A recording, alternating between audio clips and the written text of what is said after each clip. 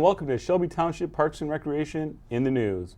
I'm Joe Youngblood, and with me today we have a special guest. We have Coach Mike Lemarice. Coach, great to see you again, and great to be on the show. Oh, absolutely. I could tell you it was so exciting when you told me that we're going to be on, and could let you know that I still think about all the kids and do things that Well, we're very excited to have the legendary Coach Mike Lemarice. A little background with Coach Lemarice, been coaching Utica schools his entire life, and also very well known for his coaching football and many other different sports. We were just talking coaches in the Michigan High School Coaches Hall of Fame. What an honor that must have been, Coach. Oh, that was it was one of the highlights. You know, other than having my own family and being married 44 years, that's right up there in the top 10. I'm sure, absolutely. Yeah, that's a class of elite coaches to be in that group there for Just sure. to sit with those guys that day was unbelievable. It really was wonderful. Fun. Yeah. And we have we'll get into a little bit later, talk about coaches very involved with different physical education and different groups there. But ran into you last week down in the city of Utica and Shelby Township, the new trail, the grand opening that we had. And we started to talk, and your involvement in this trail, a lot of people don't realize the background in that. If you could just share with that, how'd that get started? And that probably is back in the mid-90s, early 2000s. Well, the concept has been in process almost 30 years when they finally put it together. And I live in the city of Utica, and when they started doing the trails where they took the railroad pieces out and started making trails, we began to see the benefit of having those connecting communities. And of course, Dodge Park, and of course, I lived literally in the background over by Shelby Village. I grew up there, so I knew Riverbends Park, whereas it used to be Dodge Park, then it was, so you've probably been there a few times. The 22-mile road park, and many times as a child, we saw the Nike bases and everything else. But what's really cool about it was, and I have to attribute this to, of course, the Shelby Township Parks and Rec. You guys have done a fabulous job in doing all the things that you've done to make that just a wonderful place for people to go. I don't think people realize that back in the 60s, that park used to be packed on a Sunday afternoon because Stony Creek really wasn't open yet, and people used to come there. It was the place to be. If you went there from my house, I could literally almost walk there. It was unbelievably packed with number of people and ball games and stuff going on. It was in fact, I actually played on a ball diamond down in there because I went to St. Lawrence here in Utica, and that was our home field. and it's no longer there anymore. Was that the old field down by the river where the disc golf course is now? Yes. Yeah. And it was down in that little it was kind of neat. Must have had a couple wet games. Oh, yeah. We used to go swimming in the river afterwards. We would cool down and jump in the river. Yeah. Oh, so that's wonderful. And then, so now we get this beautiful trail. And the concept started back in 1995 was the Stony Creek to Metro Beach Trail. Yep.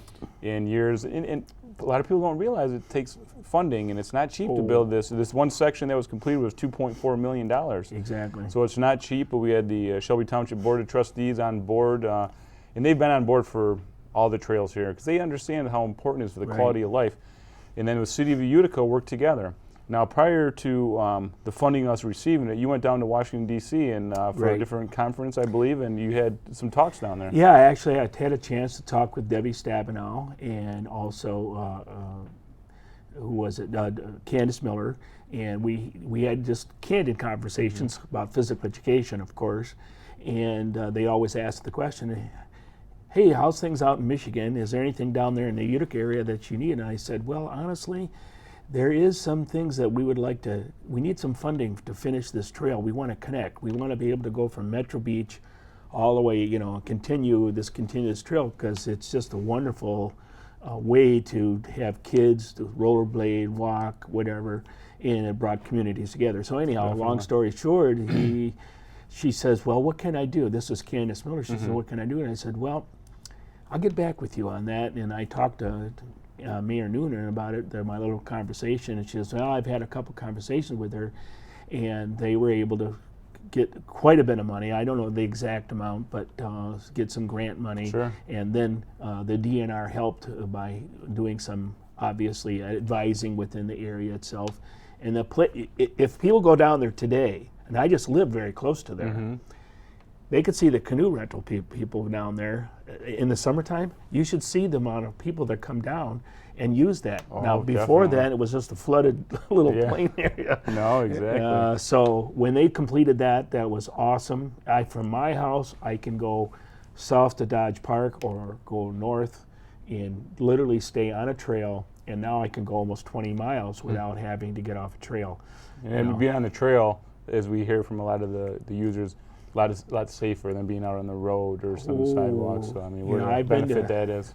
Joe, I've been on many trails all over the state of Michigan, and they do cross a lot of places where there's a lot of crossroads and so on. But you know, if you're on the road, and you've heard about this, people gotten hit. Oh, and definitely. There's been several Especially in accidents. this day and age with texting and so on and so forth. Well, honestly, Joe, we still are real careful about being on a definitely. trail You when have you're to making be. a crossroad, because Have to be. there's very little respect really for bikers. And if you're on the road itself, the actual road, that's where it gets a little scary, because I've done road rides with that too, and they don't care much about you, you know. No. And I think a lot of it too is a lot of the people in vehicles don't understand the right of way, and because we had 25 in Shelby, when Comb Orchard Trail is so popular now. Before that, we didn't have a major trail system come through Shelby. Right. People are learning. Hopefully, they can, knock on wood, learn without any accidents. Is there any way the trail groups are trying to get, or the trail groups and the biker groups are trying to spread the word, or how do you get the word out on that? As far as people don't realize, people honking at a bicycle when they have the right of way going across. But well, you make a good point. That there are rules that are set up for the trails itself, and there's time to time we have to actually remind people that when you're passing someone, please let them know that you're coming up, and watch yourself when you're crossing the trail, and be respectful for traffic, because if you're in a bike and another person's in a car, well, you're not going to win. This is not a contest. Who's going to get across first? That's true. So you have to really be honest with yourself and say, hey, it's worth it for me to slow down, and that other guy's going to go. He goes, and not worry about it. But I had a couple near misses. Oh, I could imagine. Yeah, a couple times where I'm crossing Hall Road. That's a tough one, and that was before the trail was finished. But now I can go from my house and go under the Van Dyke, go over the bridge, and Grandma's house we go, and north through into Shelby Township, and it's awesome. I mean, well, now this trail just recently has become a vision of Governor Snyder, and it's the Iron Bell Trail. Right, from Bell Isle all the way to Ironwood. Iron Bell Trail. And you're right, and that's going to be awesome, but that's a long vision. It is. Because the nice thing about it, when you have the governor's office for the Iron Bell Trail, is their involvement and their backing. So now we're finding, we're applying for these grants, that we're actually getting SEMCOG and Michigan Department of Natural Resources Trust Fund even contacting us to say, hey, we got some of these grants here, and it helps to have that backing. Now, Coach, your involvement, you're a big advocate of the trail system. Oh, absolutely. And what is your involvement at the higher level? Are you involved with just some other groups, or how you help I'm the users? Former president of SHAPE Michigan, which is Society of Health and Physical Education, that's in the Governor Council's office up in Lansing.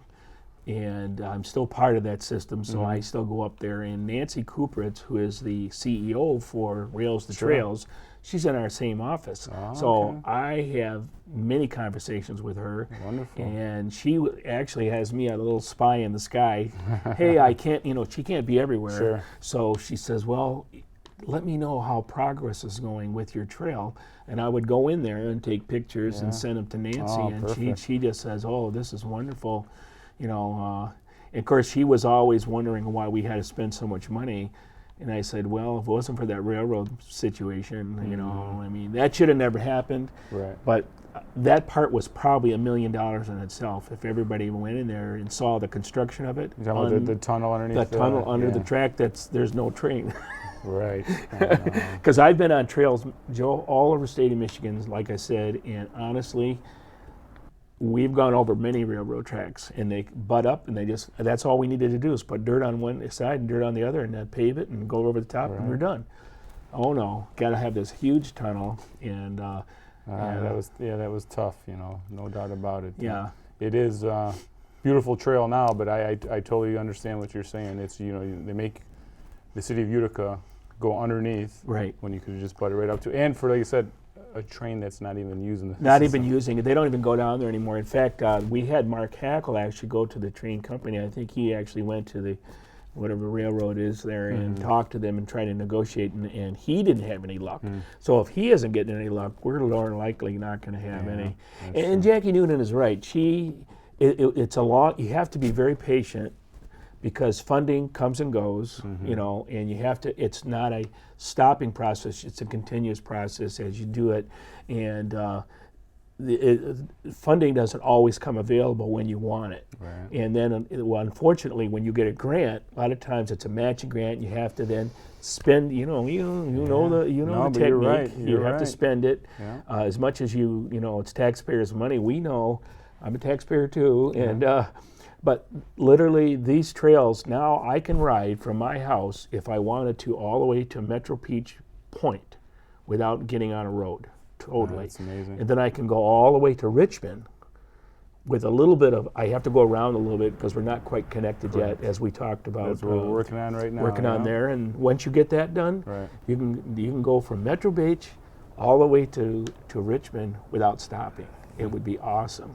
Now, how many miles in Michigan do we have in the trail system? I got to imagine we're pretty high up on the list of the most miles in the country, I would imagine. We have the most. We do have we the have the most. highest, and we're very proud of that.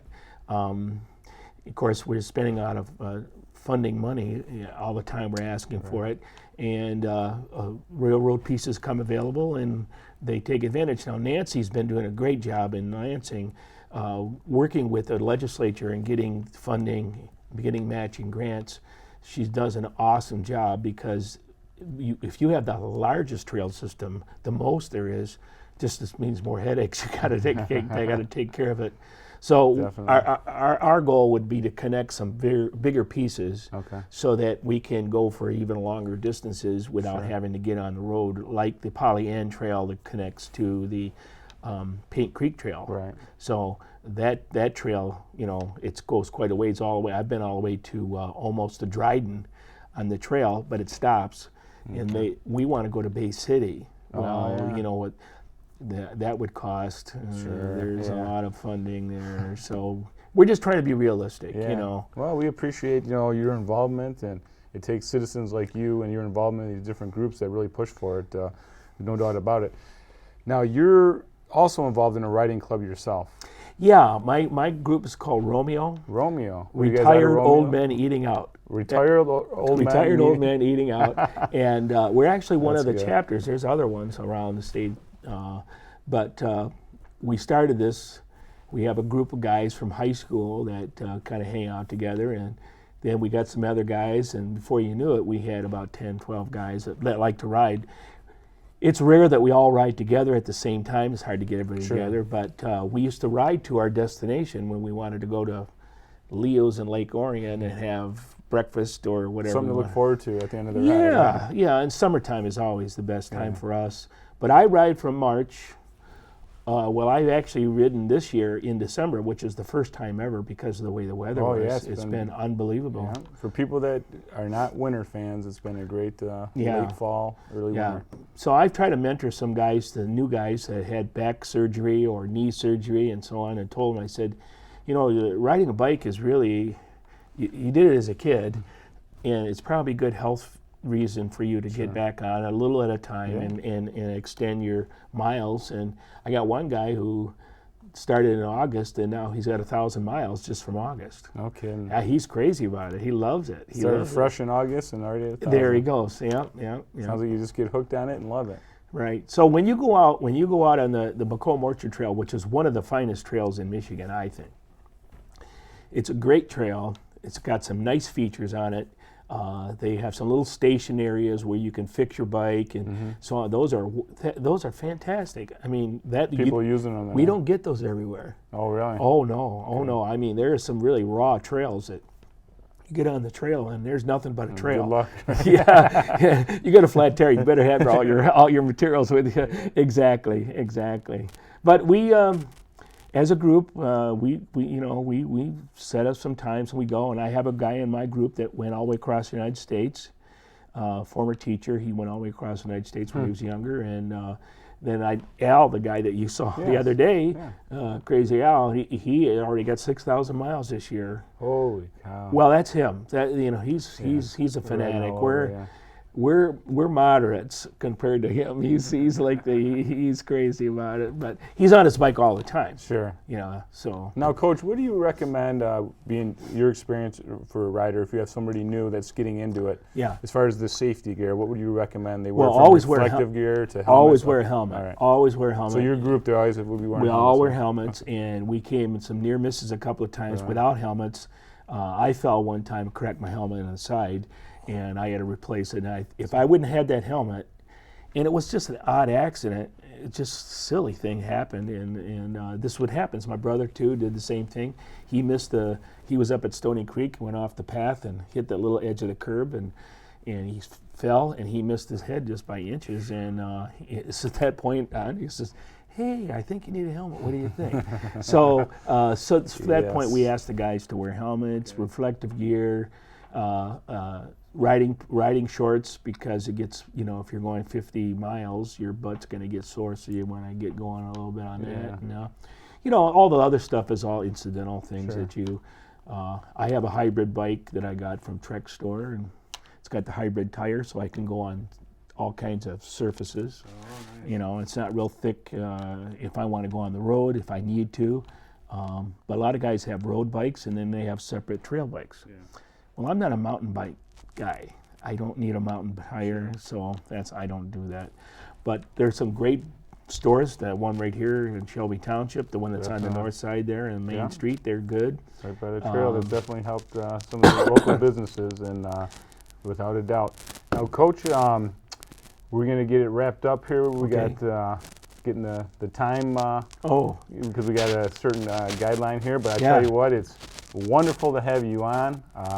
It's great to see you again, and we thank you very much for your advocacy for the trail system and everything you do for the health that you've done for all your former students and to this day, the groups that you're involved with. Can't thank you enough. Well, you're absolutely welcome, Joe, and it's always wonderful to see you and be with you. You know that, and your family, you're wonderful, and you've done like I said, I've been in since 1954. I've been here, and honestly, since 1954, I've lived in Shelby Township, and I saw that park just go from what it was then till it is now, and saw the transitional things, and you're part of that. That's helped do that, and appreciate it. We try to do the best we can. Well, thank you very much. I really appreciate it. Thank you. Yeah. We'll be right back with Shelby Parks and Rec in the News right after these messages. Thank you. The picnic shelters at Riverbends Park are available for rent as far as 1 year in advance at our Parks and Recreation offices. Reservations are available for the Bittersweet, Hickory Grove, and Mapleview shelters. For available dates, please contact the Shelby Township Parks and Recreation Department at 586-731-0300.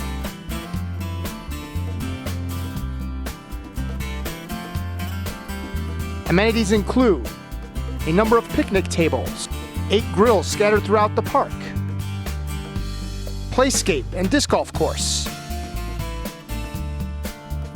horseshoe pits and volleyball nets. For more information and residential and non-residential fees, please call the Shelby Township Parks and Recreation Department at 586-731-0300. Hello and welcome back to Shelby Parks and Rec in the News. Now we have Mike Adams, who is our Sports and Recreation Supervisor. Mike, we had a busy month in December. Always busy in December. We're in late December now, Christmas right around the corner. And just a little recap on some of the events that we had here. Mike, we had the Dinner and Dancing with Santa Claus at beautiful Cherry Creek. This is always a wonderful event. This is held every year, and I tell you what, it's one of the nicer events because the beautiful facility at Cherry Creek. Very beautiful. I mean, this is magical. Trish and Sana, thank you very much for her. She does a phenomenal job in our office with coordinating this event. But that's Dinner and Dancing with Santa Claus, held at Cherry Creek every year. We'll be doing it again next year, late December. We also had the Christmas Aglow on the Shelby Township grounds. We had a beautiful night. It was not very cold, and we had a record crowd. We'd like to thank our sponsor, Christian Financial, for sponsoring this fun-free event. And we also had the Lions Club, which was there to serve hot dogs and hot chocolate. Went through almost 700 hot dogs, so that kind of shows you the number of people we had. And also thank you to the Ice Cream and Custard Shop for their providing the hot dogs with the Lions Club and serving them. Mike, we also had Special Recreation, which is our special needs group, dance recently. We got a visit by Santa Claus. That's held right here at their community center. And what a great turnout that was. Over 40 members we had at the event. So that's just a great social night for the members to come together and have dance and have a great time. Thank you to Eisenhower's, was it the NHS club that came out to volunteer? Mr. Morrison's group that he has there. They've been volunteering the past few events with us. With the work with the special needs population, and we had about 10 or 11 members. Wonderful. And the crowd of 45, 46 people was one of our largest dances ever, and we had a great time. Like you said, visit with Santa. And it's a nice event. Everyone dresses up. We have a catered dinner. Wonderful. And everyone, I have to believe, out of the 47 people there, at least 45 of them got in line to see Santa and tell him what they wanted for Christmas. That's wonderful. Wonderful event. It's a Special Rec dance. Anyone interested in the Special Rec program, we have many different social activities throughout the year and sports teams for the physically and mentally challenged to play. Call 731-0300 if you're interested for someone you know or your son or daughter. Also, we had Santa Claus had a visit at the Nature Center. And that was a beautiful afternoon for 2 hours on a Sunday afternoon. Santa Claus was there. You just dropped in, got to see the animals. They had some craft ideas. And also, Mike, they had the Pioneer Christmas, which is headed up by Joe Burgess at the Burgess-Shebbush Nature Center. And what a wonderful event that was. Amazing for the amount of crafts that the children were allowed to make. That's just a beautiful event. And if you haven't been to the Pioneer Christmas, I suggest you go. It's a can't-miss program. The last program we're going to talk about, Mike, is the Breakfast with Santa Claus. 2 different shows right here at the Shelby Township Senior Center / Community Center. Both shows were sold out. Let's take a look at some of the footage that we had at the wonderful event.